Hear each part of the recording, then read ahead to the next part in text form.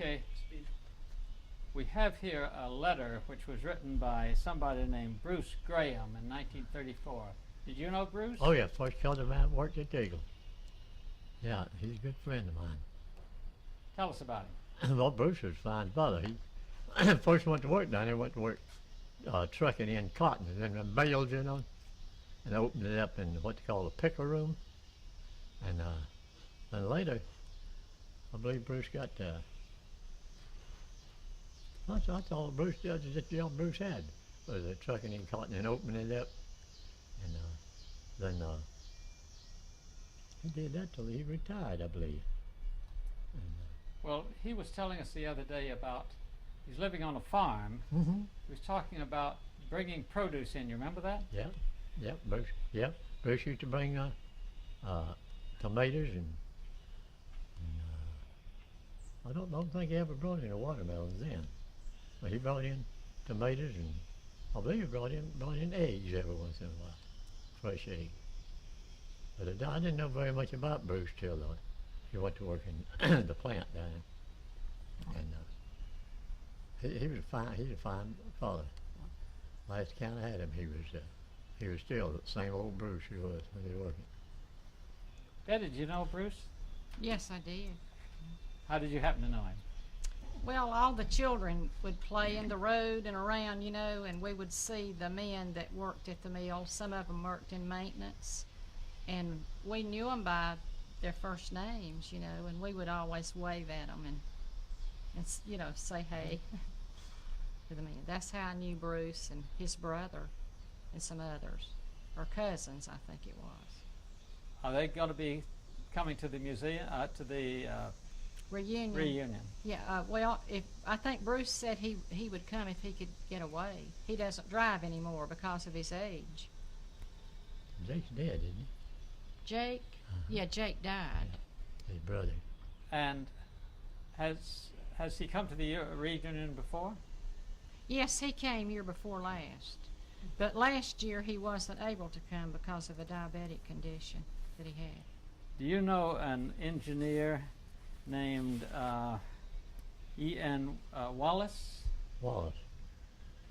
We knew Ernest Wallace. Yeah. Yes. He was our mechanic down in Eagle for a while. Well, we have a letter from him. He's protesting the fact that he wasn't getting as much pay as he should have got. And he finally took the Eagle to court. Did you know anything about that? I didn't know about the legal action, but I knew that he left the mill, left the mill hill, moved off rather suddenly, because I played with his son, Jackie, who lived across the street. Once I went to their house, and the back door was open, and I went in, and nobody was home. And Miss Wallace had polished Jackie's shoes and had them in front of the fireplace to dry. And I sat down and put Jackie's shoes on, and then I went back home. And Mother looked, and she saw she said, well, where did you get those shoes? And I said, over at Jackie's. And so she made me take them back. But they all laughed about it. I was only about 3 or 4. What did you remember about Mr. Wallace? Well, not knowing when he was a mechanic down there, he seemed like a fine fellow. And I'd go back in, I followed, spare time. I made butcher knives and things out of old saws. He never would say nothing. I'd go in there to use the emery wheel and things. In the machine shop. In the he machine worked shop. in the machine shop. Did you know the reason why he left? No, I do not. I don't know the reason why Mr. Wallace did that. Okay. Did he leave Southern? Yes, she said he left Southern. He did. And what sort of shocked all of us, Mr. Wallace, we thought maybe made a little better pay than some of the others because he was in maintenance and he seemed to have a pretty good education. Oh yeah, and, Mr. Wallace had a good education, yeah. And he bought some property on Wilkinson Boulevard and built a very small house, about 2 or 3 rooms, and just moved off suddenly, We never knew why. Well, We're going to learn why from Bruce Graham. He told us why. Really? Yeah. Well, I'll be darned. Okay. Get some tone or just keep rolling Okay. some tone here. Yeah, they had a daughter, Verdi, too, and Jackie's still living, their son, but I hadn't been able to locate him. Somebody told me he was in York, and I've even been down in York looking around to see if I could find him down there and hadn't been able to find him.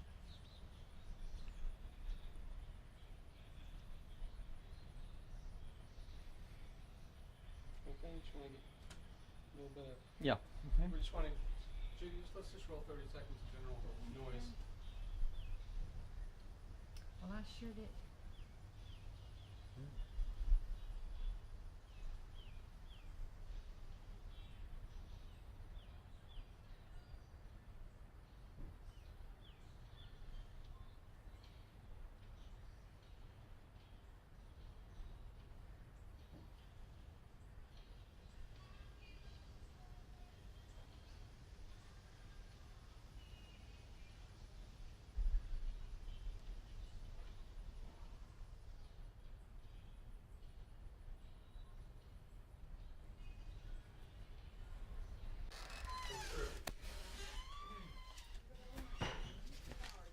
Betty, can you just talk a little bit for me?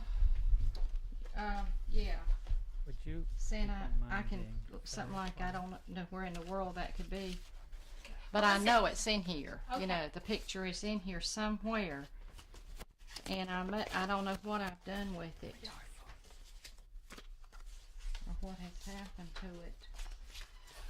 Let me look through these again. But it was a real good picture of Mr. and Ms. Wallace and their two children, Jackie and Verdi.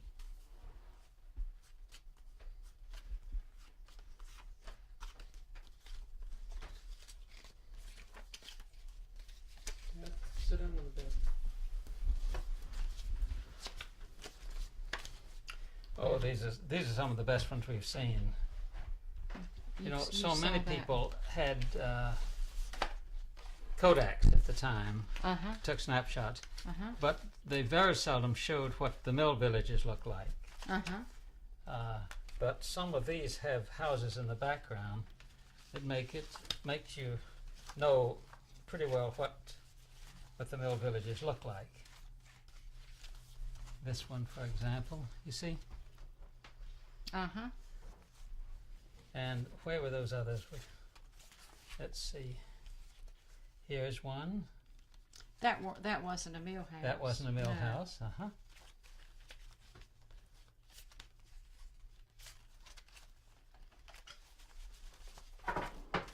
What did we do with those that showed the mill houses? Have you put them up already? I'm not sure. Here's one that shows. See Yeah. in the background? Oh, that's right. Yes. That's a good one, isn't it? From our clothes, when would you say that was made? Look at that short waist. Oh, that long waist. Uh-huh. I would say late 20s or early 30s, Uh-huh. wouldn't you? Yes, she's still got long hair. Uh-huh. We got that funny waist, white stockings. Uh-huh. Well, what did we do with those that showed the mill houses?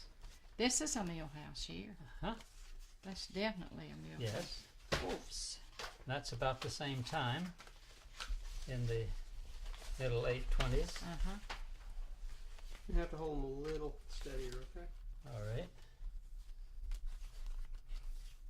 Talk about Mr. Wallace while you look for them. Okay. Now I'm looking for Mr. Wallace's picture with his wife and his two children, his daughter Verdi and his son Jackie. Now, Mr. Wallace was an engineer, I believe, at the Right. plant. I remember he had a car, I don't know what kind it was, but it was a new car, and it was green, and he had his initials on the door in gold. E-N-W, you know. Well, we have this letter, a series of letters that he wrote to the people in Washington, complaining that the factory wasn't paying him what they were supposed to pay him. Mm-hmm. and that's why we want to have a picture of him. Let me see in here.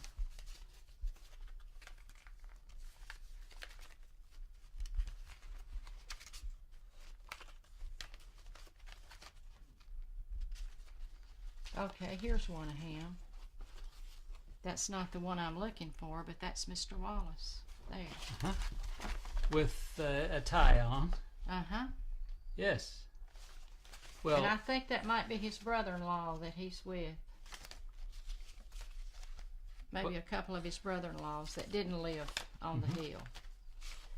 I think they had businesses of their own in Gastonia, small businesses.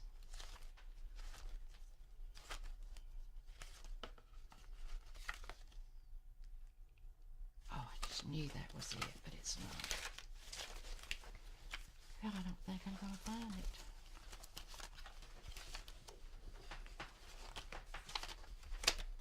I just don't believe I'm going to find that one that I was looking for.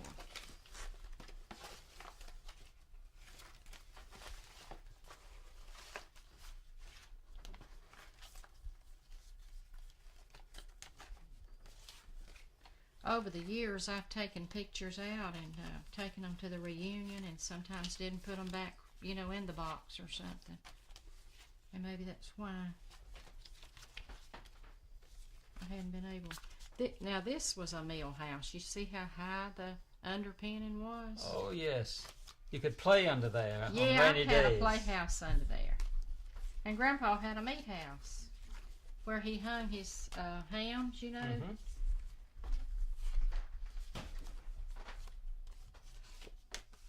Oh, that's one with the old car. Yes. Uh-huh. Yeah, me and Larry.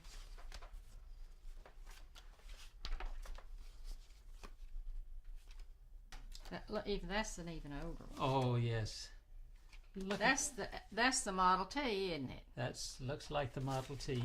You know, Uncle Frank, when he drove the Model T up Hickory Grove Road and back, he turned over on a curve. Well, they were One so high. time. They were so high, you see, Yeah, that they went down pretty easily. and they weren't heavy either, were they? I don't think so, no. But the center of gravity was just so high. It was, Yeah, they needed them that high to get over the ruddy roads of the time. but he and my grandpa that was riding in the car, they got out and turned the car back up and come on home to the Eagle without a scratch on them. Here's one. Now, who's this? That's Claude and my aunt Nettie, his wife. This one shows the mill houses. This one does very definitely show the mill Uh-huh. house, yes. Sure, and this of my grandmother. Uh-huh. It shows the mill houses. Absolutely.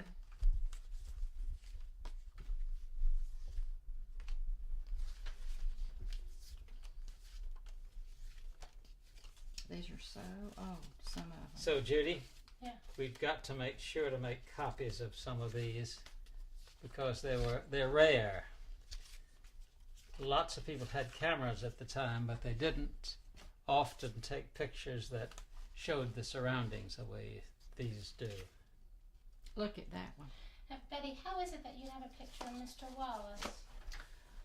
Well, we lived across the street from them, and we always played together. You know, Jackie and I. And Verdi, his sister, was a little bit older than we were. And when she got old enough to drive the car, she would take us to school.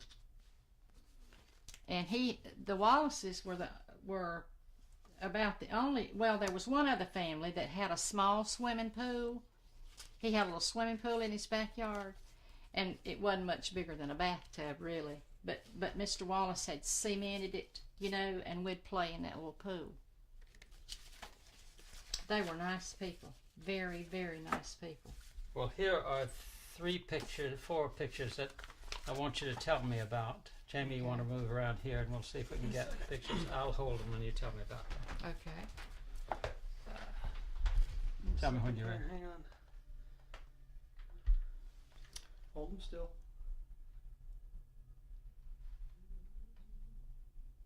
Go. Who is this? Okay, That's a black lady, Aunt Eliza. She washed for my grandmother when my grandmother's children were small, and then when my mother grew up and had me, a family, she would come over and wash for us. So she actually, for 2 generations, she washed for us. So even though your folks worked in the mill, they had, in effect, some black servants. Uh-huh.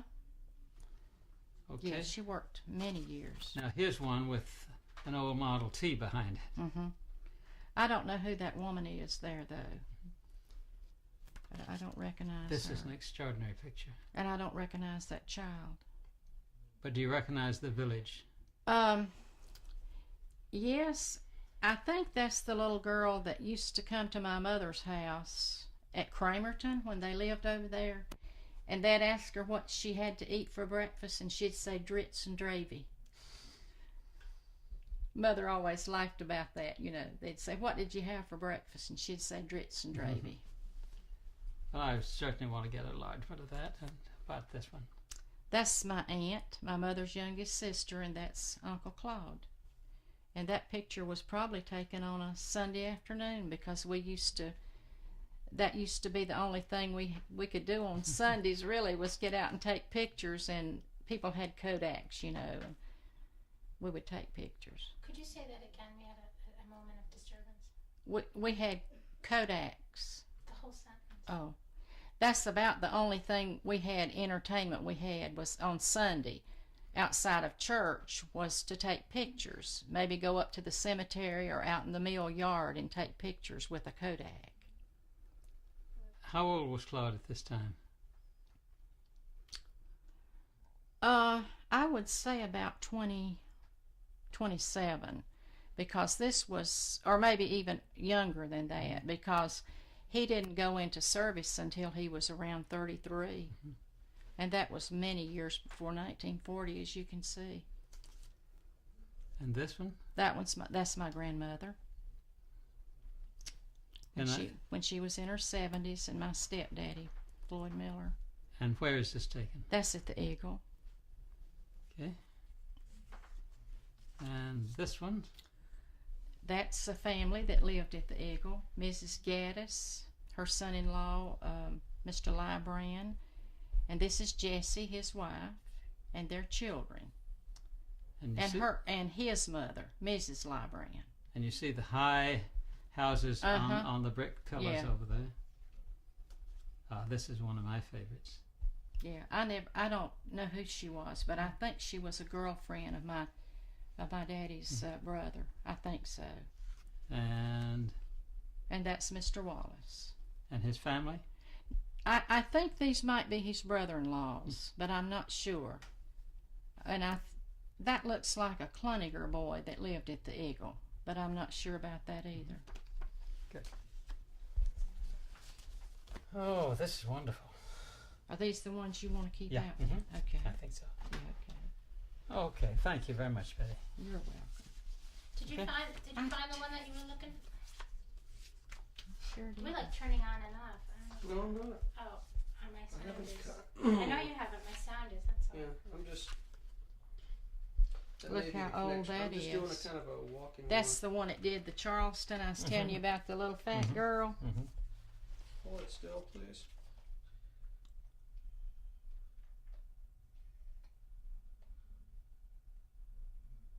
Okay. I think we've got enough. Do we I have just a long want to get shot some of the shots. children? Hang on, I just want to get a shot of her hands going through those pictures. That's all. Still looking for Mr. Wilson, huh? No, Mr. Wallace. Some of these are not old pictures. Pictures was a pastime too. Mm-hmm. You know, we would take pictures of one another and then, you know, come to the house and get out the shoebox with all the pictures in it and we'd go through them.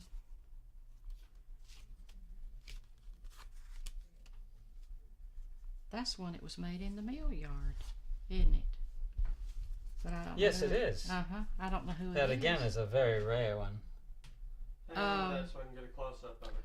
Okay. This one is, you can see a buggy or a wagon there. Mm-hmm. That's got a mill house in the background. Mm-hmm.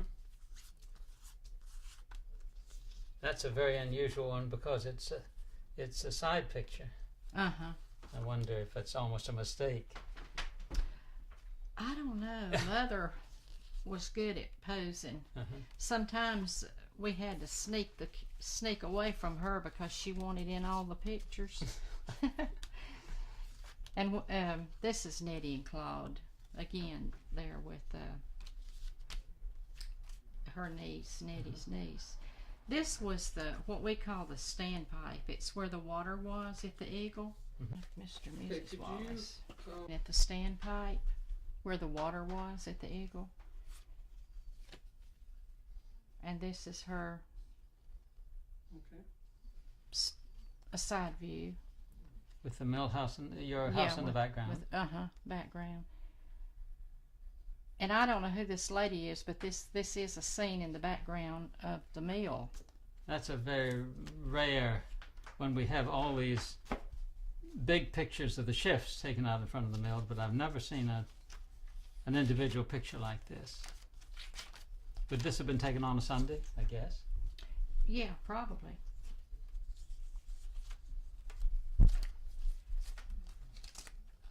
Okay, I think we got it. Okay, good. I'm just going to give you 30 seconds to tone in here. Okay.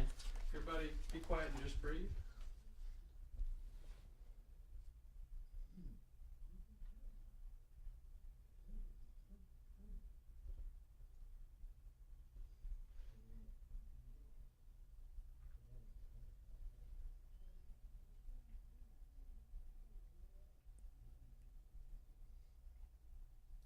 Now, could you rustle some pictures I was for just us? gonna ask for that.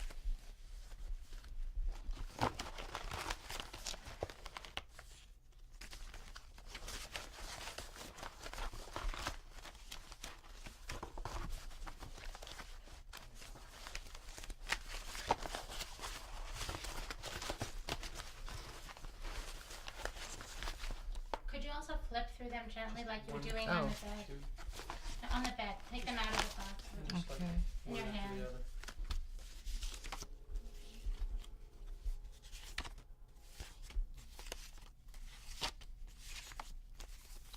Okay, and slowly.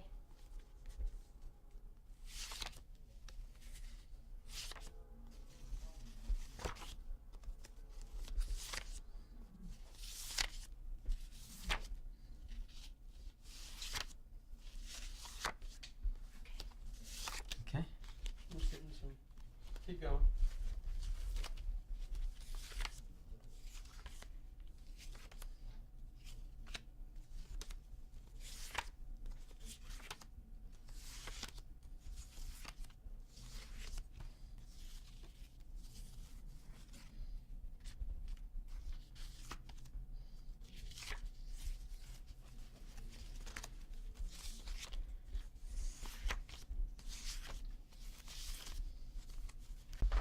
Heard there may be a sound.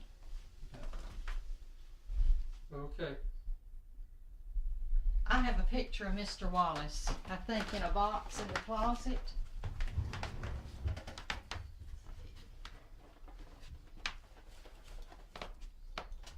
This is a box of old pictures made back in the 20s and 30s.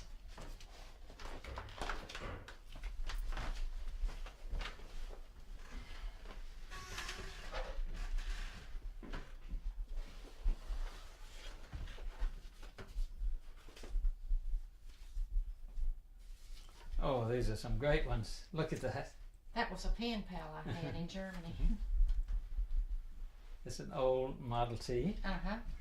Look at those skirts. Okay, I think we got it. Could you talk? Yeah. Come out. You just say, well, let me tell you about a club we formed. Just, Judy, we're on candid video. okay, when you're ready. So, Anytime. okay? Let me tell you about a club we organized at the village a good many years ago. And it was the ladies of the village, you know, and we discovered there were things that we could do to be of service to the families there. So we organized, and we met in homes for a while. And then one of the mill officials, the one that owned the plant, had us a little clubhouse built. So that served our need very well. So that was the group that formed the, and we named it Faithful Aid Club. So this is two of the little children of the village that wanted to hold the sign while we were, you know, organizing. And this was supposed to be a dinner on the ground, you know, of the Faithful Aid Club. And this was some of the neighborhood boys. So that was our club. What kind of work did you do? Well, for instance, you know, back then funeral homes didn't take a body and keep it overnight until time for the funeral, brought it back home. So the natural thing for people to do was to let the family rest, and people in the neighborhood would go sit up all night. And we would. We'd make coffee, you know, and do that. Maybe a couple at a time. And we might take hours, you know, you do this 4 hours and the other two will do it. So we did things like that. Then when we had a funeral, a lot of the people there had no connection with churches whatsoever. But we would ask one of the ministers of Belmont to come and conduct the funeral, maybe just at home because it didn't belong, you know, to a church. Well, okay, they'd say, what about the music? Well, the girls of the club would sing, you know. We had hymn books, you know, in our club, so the girls would sing. And that was and the minister, you know, would finish the funeral, take them to the cemetery and bury them. Mm-hmm. I'm just surprised that there were any people living in the village who didn't have a connection with the church. Well, there were many of them then. Mm-hmm. There were? Yeah. Mm-hmm. Mm-hmm. Many of them that didn't. Mm-hmm. Where did they come from? Well, just different, came from different states, different counties and what have you. Mm-hmm. But eventually, so many of them did join. They joined First Baptist, had a good many First Methodists, and some Presbyterian. And it got to be every summer, the first Presbyterian minister, Mr. Curry, he would put up a tent down there right above the village and run a revival for several weeks, you know. Then he would ask different ministers to come down, and you know that got a lot of people in church. That got a lot of people in church. They got converted? You better believe it, and you know that is really, I think that is where the Foursquare Church was organized. People who had never been in a church, they as you say, they were converted, accepted the Lord, and they wanted a church, and they organized that Foursquare Church down there. So that was one good thing that came of it. And then we had a lot in the First Baptist and Methodist, Park Street, and some in the First Presbyterian. But so this was a club that kind of united all of the churches. Right. Mm-hmm. And if a family there was having a little difficulty financially, you know, we had, you know, every month we gave a little, you know, money. So, because we had officers, you know, we had president, secretary, and what have you. What were you? Treasurer, and I think I was all of it. But anyway, we would gather a little money ahead, and if these people needed food, we'd go buy it. We'd go buy the food for them. Mm-hmm. Now, when was that started? Oh, I just don't remember what year. I don't keep years that much, but it went on a long time. And then at the funerals, you know, why they had what they call flower girls, you know, carried the flowers. Well, if they, you know, we would go out in the village and get some of the younger girls. Of course, we'd perform ourselves, you know, to carry the flowers, you know, during the funeral. So we did a lot of good, a whole lot of good. And it was called? Faithful Aid Club. Mm-hmm. Mm-hmm. Now, did the manufacturers give you any help?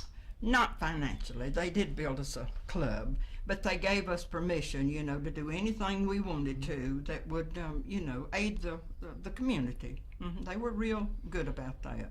Had no problem with that. Mm-hmm. Did they have their own welfare workers in the plant? Well, I tell you how they work there now. if a big problem came up money-wise, they would let somebody go around all over the plant on all 3 shifts and make up. They might not be able to give but a dime, 10 cents, or nickel, quarter, whatever. But in the final analysis, they got enough to buy groceries for that week or to help them with their insurance or something like that. So, yes, that was done. And the mill company would allow that. Mm-hmm. But would the mill company contribute to that? Well, not really. But now they were good to us, and I maybe shouldn't say that because I don't know just just what they would do in the case of a big difficulty, But they were very kind to let us do that on our own, which we enjoyed doing on our own, When did you start working in the mills? Oh, I was 14 years old, but now I had to quit, on account of the age, so I went back to school. Mm-hmm. And when did you start again? Well, I don't remember just when I started again, but I went back to the plant. Mm-hmm. And you worked for how long? A long time. And after I finished with the textiles, I went with hosiery mill. Worked at Vision, Knit Product, Belmont Hosiery right out here. Mm-hmm. So I'm a textile girl. Mm-hmm. Thank you. Uh-huh. That's welcome. good. Okay. Let's get some time. Beautiful. Okay. We're just gonna stay rolling. We're gonna need 30 seconds of silence. So 30 seconds of room time for the preceding interview.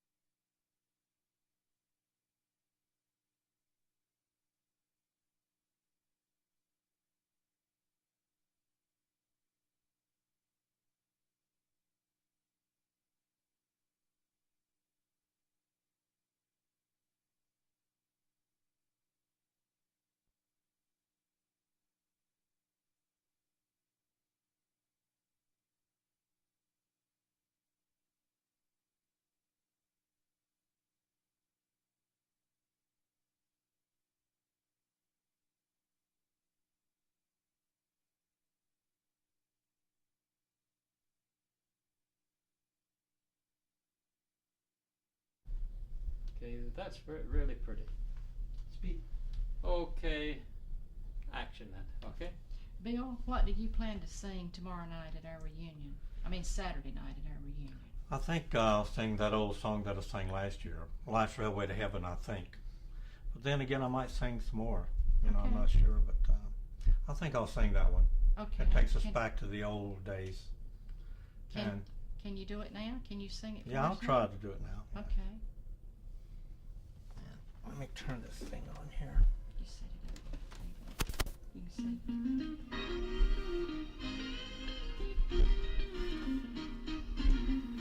Life is like a mountain railroad with an engineer that's brave. You must make the run successful from the cradle to the grave. Watch the curves, feel the tunnels, never falter, never quail. Keep your hand upon the throttle and your eye upon the rail. Blessed Savior, thou wilt guide us till we reach that blissful shore, where the angels wait to join us in thy praise forevermore. Cut. Just start again. Sorry. You're watching the monitor. Oh, and I can't do that. Oh, okay. No, you're supposed to be listening to him. You Oh, just okay. forget about it. I'm So sorry. something about the reunion, about how many people are going to be there and all that kind of thing, and then go in and just ask him what he's going to say. Okay. Okay? Go, Jane. Roll. Bill, I think we probably will have somewhere between 125 and 150 people at the reunion Saturday night. Probably even more. I'll look for about 170 this year again. Can you? Hope so. You'll sing for us again? I'll be glad to. Okay. If they can put up with me, I will be glad. Okay. Yeah. We'd love for you to. Okay. And what? Can you sing the old song that you sang once before for us? I think I'll sing the old song that we talked about the mountains and the railroad. So they seem to enjoy that, and I always love to sing it anyway. So yeah, I'll try to do that. Can you sing it for us now? I'll try to do that, Betty. If I can get this thing started here.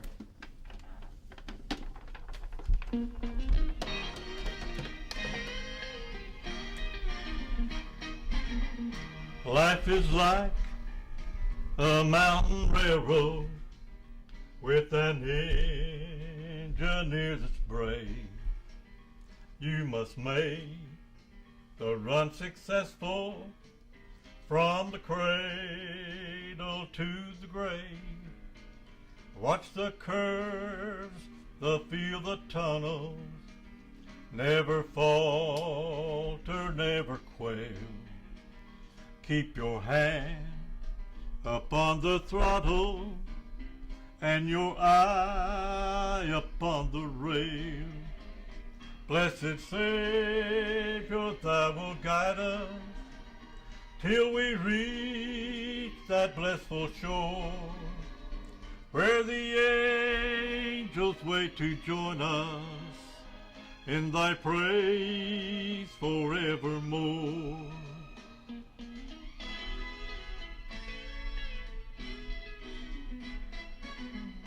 You will roll upgrades of trials, you will cross the bridge of strife.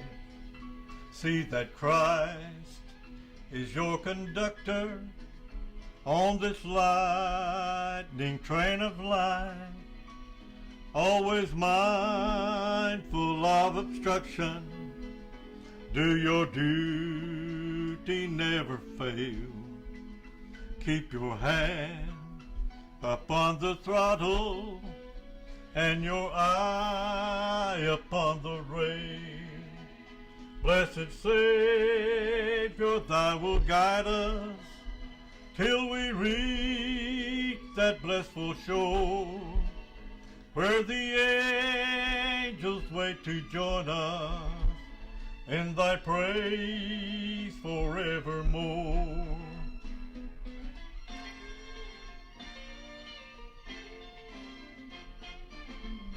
As you roll across the trestle, spanning Jordan's swelling tide, you behold the Union Depot, into which your train would glide. There you'll meet the superintendent, God the Father, God the Son, with a joy, a heart applauded, weary pilgrim, welcome home. Blessed Savior, thou wilt guide us till we reach that blissful shore, where the angels wait to join us in thy praise forevermore. Where the angels wait to join us in thy praise forevermore. That's beautiful. Okay, we'll do it one more time from a static position so we can cut into it.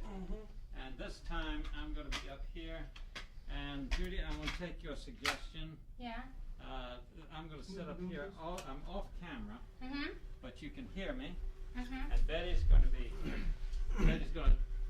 introduce me. Just George. Claude is going to be singing. I'm sorry, not Claude. Bill. Bill is going to be singing at the reunion. I'm going to say what to sing, and I'll ask you when it starts if you people can sing. Going to be singing along with it. Okay.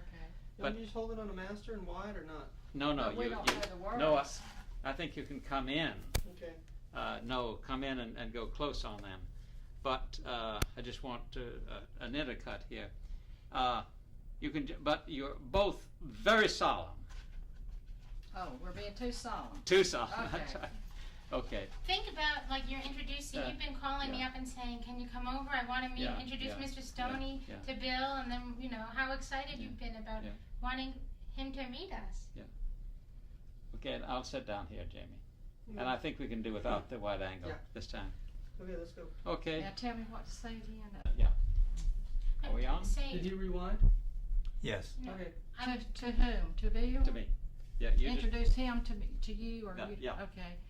Bill, this is Mr. Stoney. Mr. George Stoney. Nice to meet you, sir. and I gather, Bill, that you're going to be singing at the reunion. I think so.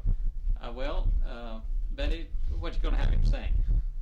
I'd like for him to sing an old song. Okay. One that we've enjoyed in the past that he's sung, and one that we used to hear when we were children. Yes.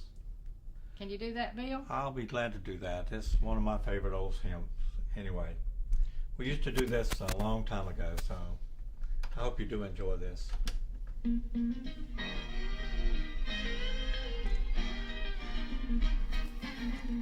Life is like a mountain railroad with an engineer that's brave. You must make the run successful from the cradle to the grave. Watch the curves, feel the tunnels, never falter, never quail. Keep your hand upon the throttle and your eye upon the rail. Blessed Savior, thou wilt guide us till we reach that blissful shore, where the angels wait to join us in thy praise forevermore.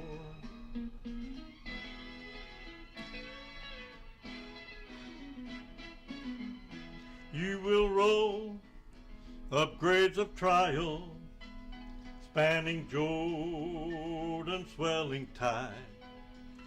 See that Christ is your conductor, on this lightning train of life, always mindful of obstruction. Do your duty, never fail. Keep your hand upon the throttle and your eye upon the rail. Blessed Savior, thou wilt guide us till we reach that blissful shore, where the angels wait to join us in thy praise forevermore.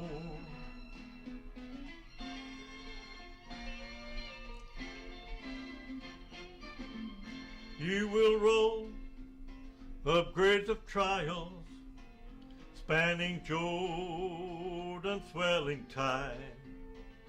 You behold the Union Depot, into which your train will glide. There you'll meet the superintendent, God the Father, God the Son. With a hearty joy applauded, weary pilgrim, welcome home.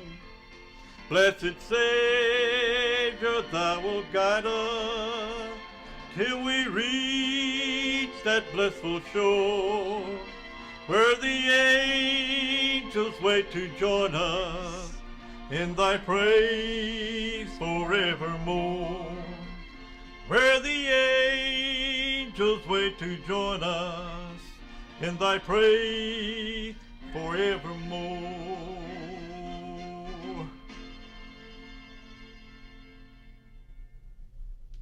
Okay. We do better that time. Yeah. Speed.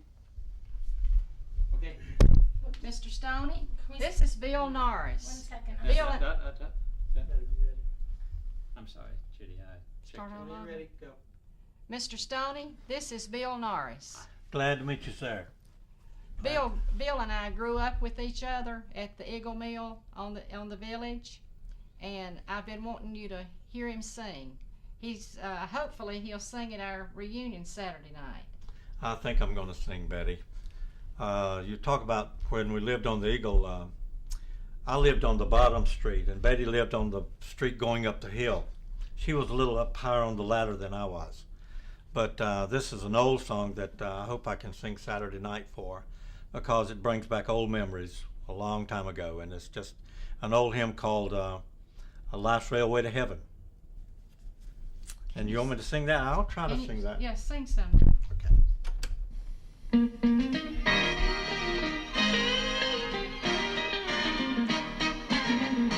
Life is like a mountain railroad with an engineer that's brave.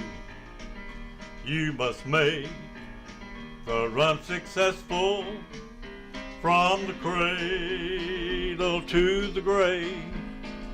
Watch the curves, the field, the tunnels, never falter, never quail. Keep your hand upon the throttle and your eye upon the rail. Blessed Savior, thou wilt guide us till we reach that blissful shore, where the angels wait to join us in thy praise forevermore.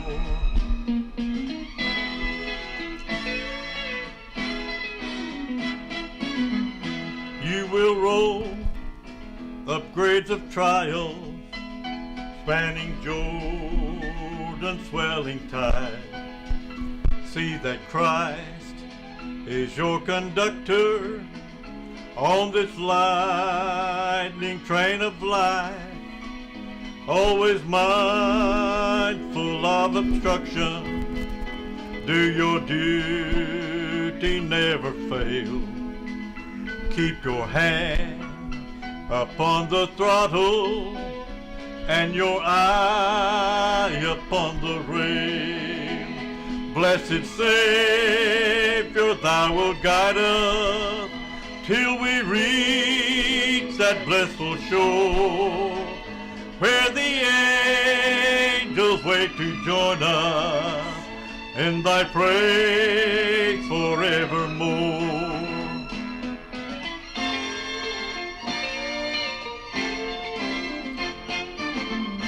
As you roll across the trestle, spanning Jordan's swelling tide, you behold the Union Depot, into which your train will glide.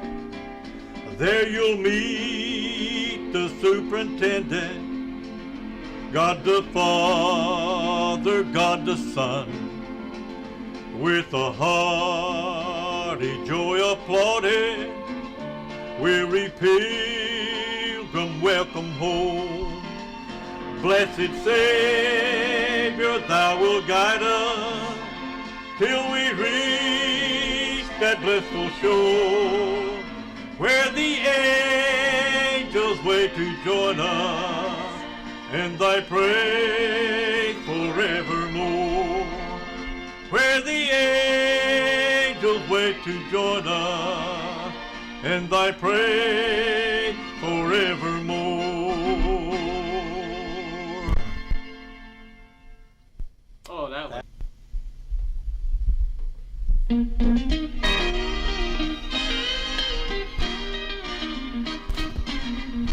Life is like a mountain railroad. Sorry, we have to stop. I'm sorry. Now it's recording. Well, so. Yeah, I can see themselves. Yeah, unfortunately. Okay. Oh, that's really pretty, Jamie. Okay, Ben. Mr. Stoney, this is Bill Norris. Hi, Bill. Nice to meet you, sir. I gather you're going to be at the reunion. Yes. Looking forward to that. It's going to be a great time. It always is every year. We'll get to see loved ones, from years back. Just a great fellowship. It's very unusual this is an unusual thing for, you can't even get families together anymore, but we were all families there. And it's just a great thing. It's just a great blessing for us to get together. And I'm looking forward to it Saturday night. What's going to be your part? Well, I guess I'll sing. I usually try to sing every year. And I hope I'll get to sing Saturday night. Well, let's hear what you're going to sing. This is a real old one. It's older than you and I put together. Okay. That's old, isn't it? That's really old.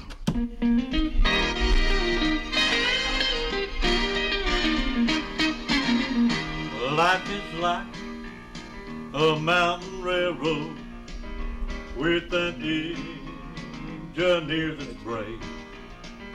You must make the run successful from the cradle to the grave. Watch the curves, feel the tunnel, never falter, never fail. Keep your hand upon the throttle and your eye upon the rail. Blessed Savior, thou wilt guide us till we reach that blissful shore, where the angels wait to join us in thy praise forevermore. I'll change keys right there. You will roll up grades of trials. You will cross the bridge of strife. See that Christ is your conductor on this winding train of life. Always mindful of obstruction, do your duty, never fail. Keep your hand upon the throttle and your eye upon the rail. Blessed Savior, thou wilt guide us till we reach that blissful shore, where the angels wait to join us in thy praise forevermore. Here we go again.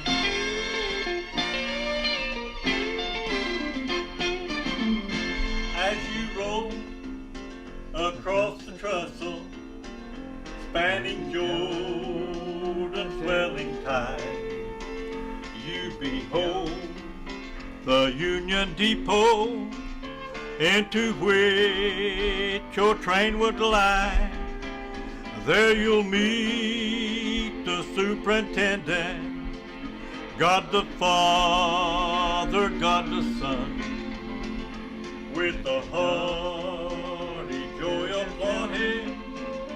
Weary pilgrim, welcome home.